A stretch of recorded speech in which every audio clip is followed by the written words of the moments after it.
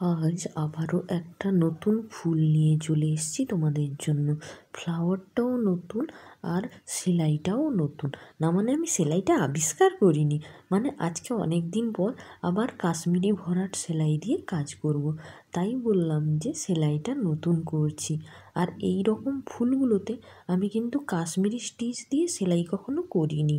আমি নর্মালি পাতাতে বা ছোট ছোট ফুলগুলোতে কাশ্মীরি সেলাই দিয়ে করেছি। মেনলি এতদিন আমি পাতাতেই কাশ্মীরি ভরাট করেছি।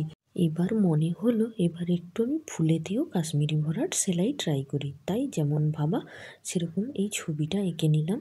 এইটা পুরোটাই আমার মন থেকে ছবিটা আমি এঁকে নিয়েছি, কোথাও রেফারেন্স নিয়ে আঁকিনি। তাই দেখো আমি নর্মাল যে ইউজ অ্যান্ড থ্রো ব্ল্যাক পেনটা হয় সেই পেন দিয়েই এঁকে নিয়েছি ছবিটা। তারপরে দেখো আমি ফিশবোন স্টিচ অ্যাজ ইউজুয়াল আমি ফিশবোন স্টিচ দিয়েই পাতা সেলাইটা প্রচুর করতে পছন্দ করি। আর সেলাইটা যেহেতু তাড়াতাড়ি হয়েও যায়, তাই আমি ওই সেলাইটা দিয়েই পাতাটা সেলাই করে নিয়েছি।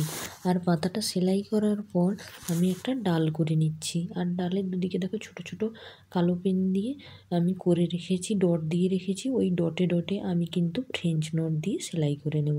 দেখো প্রত্যেকটা ডটের উপরেই আমি একটা করে ফ্রেঞ্চ নট দিয়ে ছোট্ট ছোট্ট আমি ফ্লাওয়ার করে নিচ্ছি, যেন মনে হচ্ছে ডালের দুপাশে ফুলগুলো ফুটে আছে। ছোট্ট ছোট্ট ফুলের জায়গায় এই ছোট্ট ছোট্ট ফ্রেঞ্চ নটগুলো করে দিলে কিন্তু দারুণ সুন্দর লাগে দেখতে। কি সুন্দর লাগছে না? আমি এখানে একটা রানী গোলাপি কালারের আর কি একটা আমি সুতো দিয়ে ফ্রেঞ্চ নটগুলো দিয়ে নিচ্ছি। আজ আমি পাতা আর গাছের ডাল এই দুটো বাদ দিয়ে পুরো কাজটাই কিন্তু অ্যাঙ্কারের যে পার্ল কটন থ্রেডগুলো হয় সেই সুতো দিয়েই করেছি।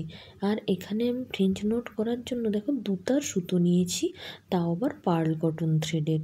তাই দেখো ফ্রেঞ্চ নটগুলো একটু বড় বড় হয়েছে। ইউজুয়ালি আমি কিন্তু দুতার সুতা দিয়ে কখনো ফ্রেঞ্চ নট করিনি, কিন্তু আজকে হঠাৎ ইচ্ছে হলো ফ্রেঞ্চ নটগুলো একটু বড় বড় করি। তাই যেমন ভাবা তেমন কাজ, আমি দুতার সুতো নিয়ে লেগে পড়লাম কাজ করতে। এরপর চলে এলাম সেই কাশ্মীরি সেলাই করতে, যেটা নিয়ে শুরুতে আমি এতক্ষণ জ্ঞান দিলাম, সেই কাশ্মীরি সেলাইটা করতে চলে এলাম। দেখো তোমাদের কিন্তু প্রথম দুটো স্টিচ আমি খুবই ধীরে ধীরে দেখালাম কিভাবে কাশ্মীরি সেলাইটা করতে হয়। এরপরে আমি একটু স্পিডে দেখিয়ে দিচ্ছি সেলাইটা, কেননা আমি যদি পুরো সেলাইটা এখন একটু একটু করে দেখাতে যাই তাহলে প্রচুর সময় লেগে যাবে। দেখো কাশ্মীরি সেলাইটা কিভাবে হয়। একটা সেলাইকে সমান দুটো ভাগে আমি ভাগ করে নিয়েছি, তবে উপরের দিকে ছোট হয়ে যাওয়ার জন্য পাপড়িটা আমি একটা সেলাইকে একবার মাত্র মাঝামাঝি ভাগ করে নিয়েছি। কাশ্মীরি সেলাইয়ের এটাই বিশেষত্ব, একটা সেলাইকে তুমি একবার বা দুবার, তিনবার, চারবার যত বড় সেলাই হবে সেভাবে ভাগ করে নিতে পারো। এতে সেলাইটা এতটাই সিকিউর হয় যে তোমাকে আর পেছন ফিরে তাকাতে হবে না। সেলাই যদি ঠিকঠাক করে দাও ওই সেলাই আর কখনোই উঠবে না। তুমি জামা কেচে ফেললেও ওই সেলাই উঠবে না। হ্যাঁ, বারবার ধোয়ার জন্য সুতো উঠতে পারে, কিন্তু ওই সেলাই কখনো ছিঁড়বে না বা নষ্ট হবে না। এই জন্যই তো এই সেলাইটিকে আমার এত ভালো লাগে।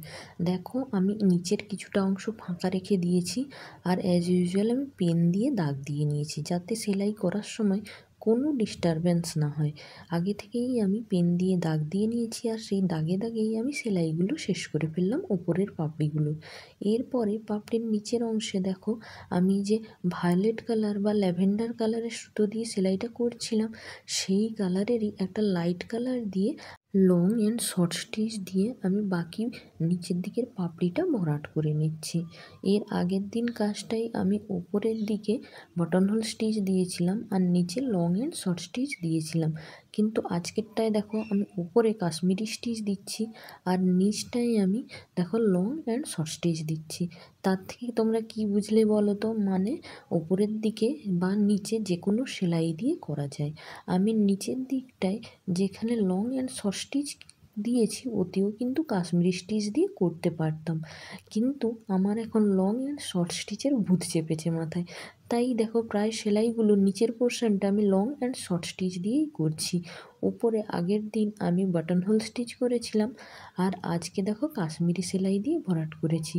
তবে আগের দিনের ফ্লাওয়ারটা অনেক ছোট ছিল, আর আজকের ফ্লাওয়ারটা বেশ অনেক বড়। তাই কাশ্মীরি সেলাইটা দিতে দারুণ লাগছে কিন্তু। আর কালার কম্বিনেশন নিয়ে তো কোনো কথাই হবে না বস। কালার কম্বিনেশনটা আমার এত ভালো লাগে, আমি কি বলবো। ফুলের পাপড়িটা সেলাই হয়ে যাওয়ার পরে আমার মনে হলো যে পাপড়িগুলো একটু হাইলাইট করা প্রয়োজন।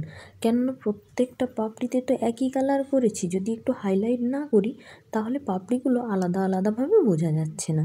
তাই ইয়েলো কালারের সুতো একতার নিয়ে আমি হালকা হালকা করে ব্যাক স্টিচ দিয়ে ধীরে সুস্থে আমি করে দিলাম কি পাপড়িগুলো ডিভাইড করে ফেললাম। এরপরে আর কাজ কি বাকি রইল, শুধু মাঝখানের ফ্রেঞ্চ নট দিয়ে পরাগরেণু। তাই আমি ওই একই হলুদ কালারের সুতোটা দিয়ে এই দেখো পুরো একতার সুতো দিয়ে পুরো গোল ফাঁকা জায়গাটা আমি ফ্রেঞ্চ নট দিয়ে ভরাট করে নিচ্ছি। আমি এই ফ্রেঞ্চ নট দিয়ে পরাগরেণু করতে এত ভালোবাসি যে প্রত্যেকটা ফুলে তাই এই ফ্রেঞ্চ নট দিয়েই পরাগরেণুটা করি। আর দেখো তাতে ভালোও লাগে, খারাপ লাগে এমন কোনো ব্যাপার নয়, কত সুন্দর লাগছে দেখো। আমার ভিডিও ভালো লাগলে তোমরা পাশে থেকো, ধন্যবাদ।